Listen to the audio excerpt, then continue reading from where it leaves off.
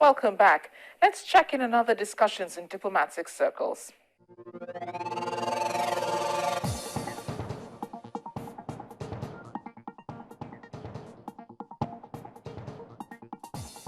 A 7-hour humanitarian window announced by Israel is underway in parts of Gaza. Israel said the truce would not apply to Rafah in the south and its troops would respond if they were attacked. Palestinian officials have accused Israel of breaking the truce with a strike on a house in Gaza City. Then, royals and world leaders have gathered for ceremonies marking 100 years since Britain joined World War I. The Prince of Wales and David Cameron attended a service in Glasgow, while the Duke and Duchess of Cambridge are in Belgium with many heads of state. At that ceremony, Prince William paid tribute to the soldiers who died to give them their freedom. Finally, China has sent 2,500 soldiers to the southwest province of Yunnan after an earthquake killed hundreds of people. At least 398 people died and more than 1,800 were injured when the magnitude 6.1 earthquake struck on Sunday. Chinese troops with life detection instruments and digging equipment are in the region to help with rescue efforts. Now, our guest this week put in a full 35 years in foreign service, his last assignment being the Consul General to Atlanta, Georgia in the United States. And during this interview, he talks to me about his time of service and other diplomatic issues. Over the past 10 years, we've seen terror groups like Al-Qaeda diversify into different groups, especially here in Africa. We have Al-Shabaab, there's Boko Haram, there's Al-Qaeda in the Islamic Maghreb, and there are other pockets of terror groups in Africa. Why do people actually form terror groups? Let's just begin from there.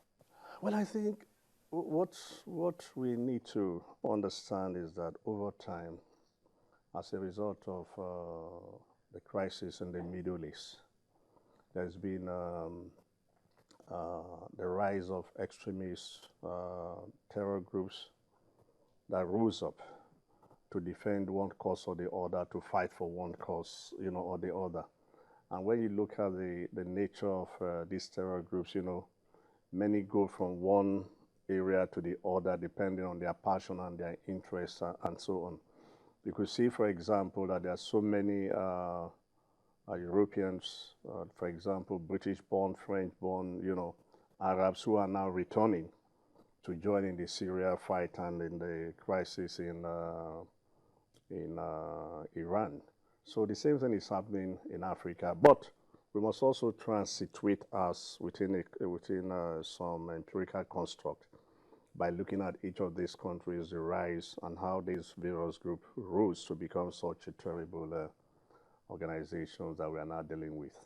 Another question would be, what do they really want? Because if you take, for example, the rebels in Mali, in northern Mali, they wanted a state of their own. It seems like the staying point for most of these groups is the establishment of an Islamic state where you have an extremist understanding of the Sharia law being imposed on people who live there. What exactly would be the aim, or is the aim, of these terror groups? Because they're trying to make the rest of the world accept them, but they're not doing it in ways that we should accept them. I think that is the confusion and the tragedy of the whole situation, that this group propagates Islam, for example, but they've never preached to people.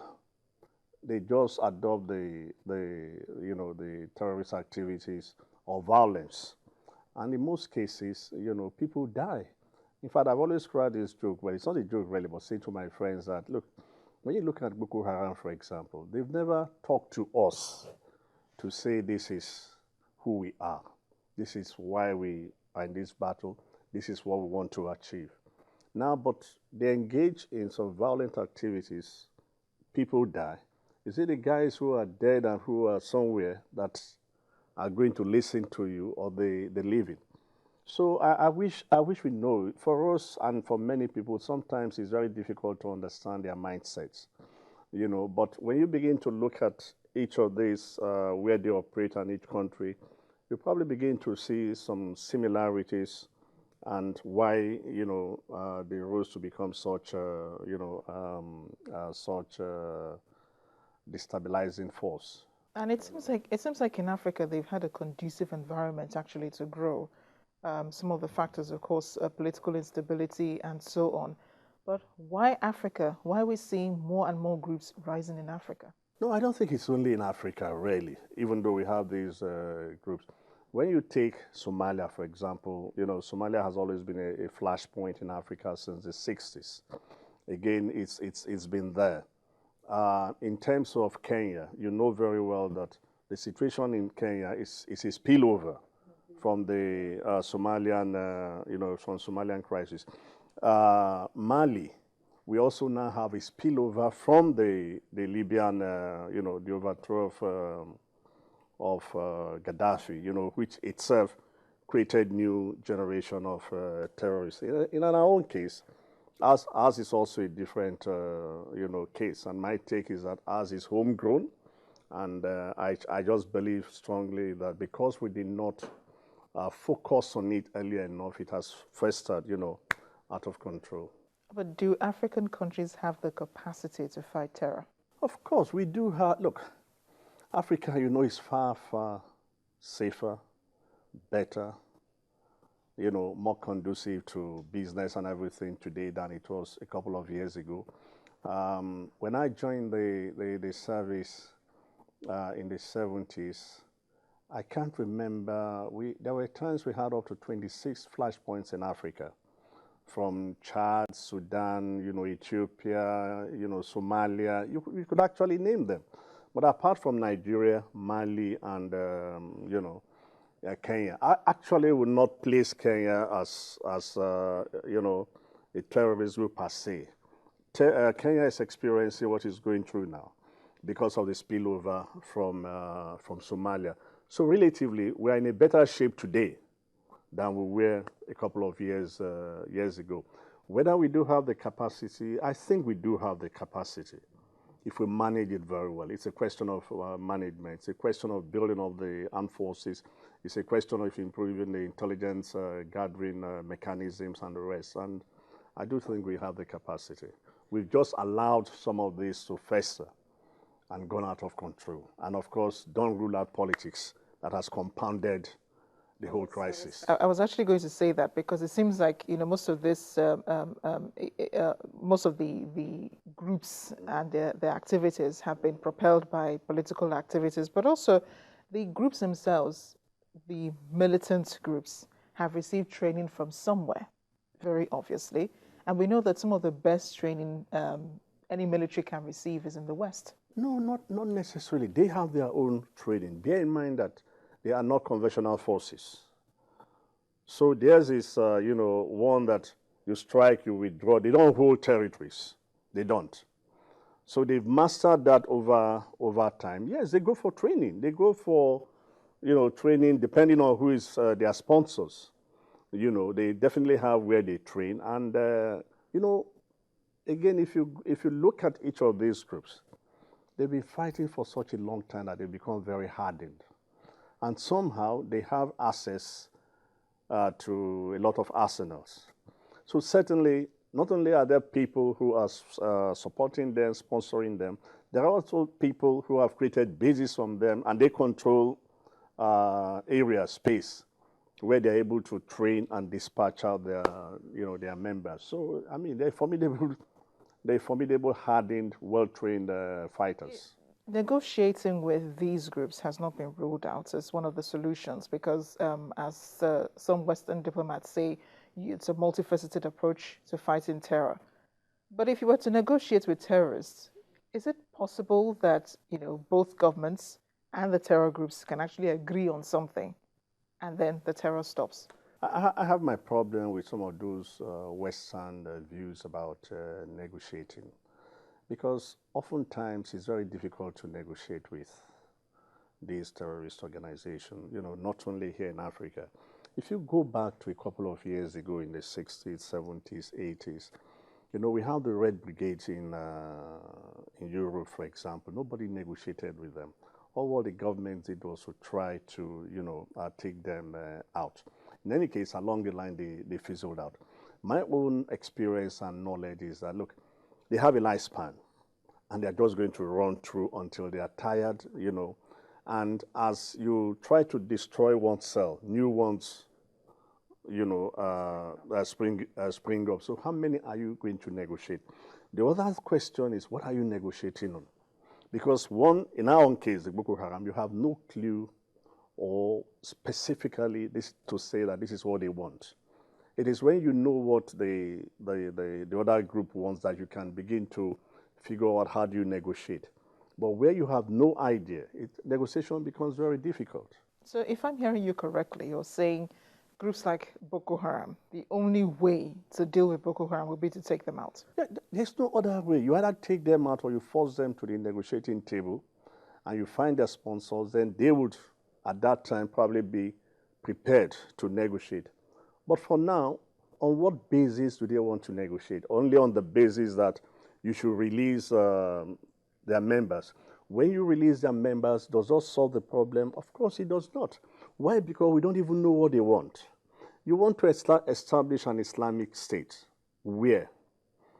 You know, let's even start from Borno alone. Have you preached to the people and they rejected it? They're already Muslims. If you want them to go by the Sharia, look, under a democratic system, you can now decide that, well, while you are preaching, you could also go into politics, assume power as some governors did a couple of years, and impose, you know, Sharia. So there are other things they could do. But my position is that, first, you do not know who you want to negotiate with. The government has made series of offers. Nobody has taken up the offers. Not even their sponsors, again, whom we don't know, but I'm sure that there must be somewhere. So what do? The only language they understand and the only language they've been applying is force. So you just go to take them out or push them out until they are ready to negotiate. I know lately the US, UK, France, and some other Western countries have increased airport security because of, as you mentioned earlier, young people who are going back to countries where you have terrorist groups like Syria, Iraq, and so on. And they're afraid that these people are coming back with weapons that will not be detected at the airports. Why do you think there is such, you know, a movement of people who live in Europe where it seems like everything is working and they're going to be trained and they're coming back to cause more havoc? Look, there's a historical reasons for, you know, for all this. We have to go back to the crisis in the Middle East. You know, right from day one, you know, the Arabs have never been satisfied with the way they've been treated over the crisis in the Middle East. The fact that they've always seen themselves as being cheated, the lack of justice, you know, for the Palestinians in particular. And you can actually see what's going on now. There's something near genocide going on in the Palestinian area, and the whole world is very silent about it. But these people have also their beliefs. Bear in mind that most of the crises there, they are centuries old. And it's just, you know, there are sectarian issues now. And there are those who believe that with probably nothing specific to do, the only thing to go is to fight for the causes they believe in. Also remember that quite a number of them left from these areas to Europe to seek for asylum. And now that they think they have the opportunity to regain back or get back to their country, the only thing open for them to do is to go and fight. Because there's no other better explanation than the fact that they are not satisfied with what they are probably doing in Europe. They see their country, you know, turning apart, and maybe they were part of the group that was opposed to the regime in power, and they now feel that this is an opportunity for them to join in. And no, that's understandable. But what is the backlash here against the West? Because they're coming back, and they're coming back trained terrorists back into the West, into Western countries. To some extent, I've always argued that the West and the Americans must accept the responsibility for some of what we're experiencing now. And when you go back into history and see how they handled some of these crises many years ago, again, I make the point that the chicken has come home to roost. If you take, for example, the case of Iraq, as bad as Saddam Hussein was in his days, there were no terrorists in Iraq because the guy would not allow it. But immediately he was overthrown. All the old terrorists came on board and everybody fighting for space. Libya, the same thing. You know, yes, these guys were dictators, but they maintained peace and stability, you know. But when for one reason or the other, they were overthrown, a vacancy was occupied, which everybody is now fighting to, you know, because it was not a smooth transition. It was a violent transition, and there was no one single power authority to manage and control the transition from these gentlemen to the new era. And so you have so many groups, well armed, all spreading across, you know, everywhere now. You say the West is somehow behind, you know, they need to take responsibility. But you think they also need to take responsibility militarily because some of their operations in these countries have sort of backfired. Certainly. But the other thing is, where are all these arms coming from? You know, take this country, for example. I mean, how many, we do not produce sophisticated, guns. Our defense industry that was established about the same time like that of the Pakistani and the Brazilians, you know, they are still in their infancy. So where are these guns coming from? They are coming from somewhere, and most of them from the West and from countries like, North Korea and the rest of them. So in a way, you know, until we can control the flow of small arms. In fact, I think we should stop using the word small arms because these are no longer small arms. When you see the arsenal, you know, some of these terrorists have, they are no longer small arms. So we must admit that we must ask that question, where are they coming from? And the other thing, like us, how do they get past so many borders to get to the users? It sounds like what you're saying is the UN body that deals with small arms and ammunitions and so on, their efforts are being counterproductive because, yes, you have laws against the transportation, the sale of small arms and ammunitions, and yet you have countries that are sponsoring these arms going through. Absolutely. And these are still people who are part of the UN and who are still part of this same body. Absolutely. You know, when we were in Chad, when we sent in troops to Chad, we had a Nigerian who was supplying arms to the Chadian, rebels. And for him, it was business, pure and simple. So the same thing is happening around the world. So maybe the United Nations group should begin to think, you know, out of the box to say it's not enough to issue resolutions. They must begin to find out who are those that are supplying, you know. And in any case, these guys also have developed the capacity to produce dangerous arms. They might not be effective like the Palestinian rockets. They might not be as effective as those of the Israelis, the Western, and the Americans, you know. But at least they are beginning to acquire that capacity to produce something.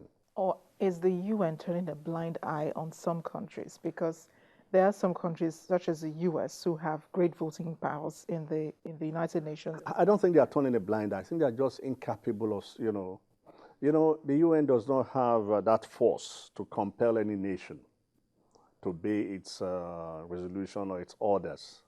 So it depends on the goodwill. It depends on the leadership at that particular time. For example, you know, you will recall that under George Bush, they never cared about the UN and they did things on their own. But at least Obama has tried to work with the United Nations. So it depends on, you know, each country. But it still remains the best hope for all of us because at the end of the day, we also go back to the United Nations to seek for some agreement. Ambassador Keshi, thank you so much for speaking with me. Thank you.